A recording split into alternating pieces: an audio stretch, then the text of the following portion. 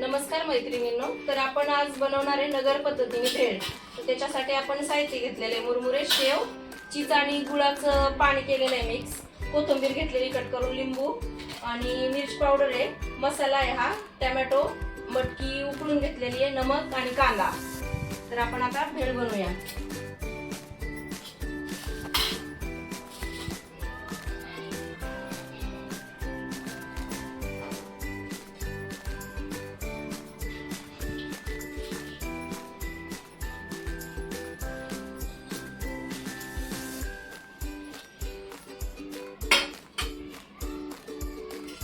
कांदा मी धुवून म्हणजे पाण्यात टाकून ठेवला होता, जास्त वेळ नाही का खराब होतो ना।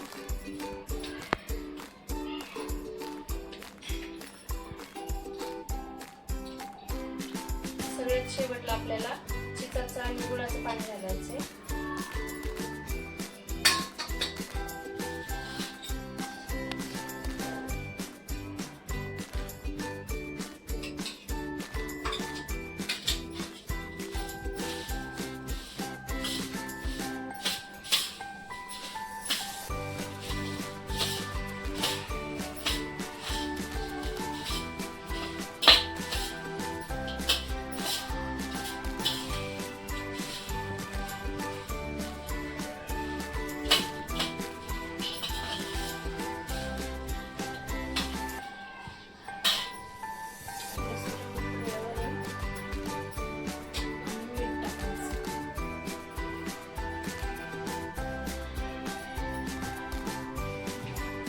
तर ही पहा आपली अशा प्रकारे भेळ बनवून तयार झालेली आहे नगर पद्धतीने।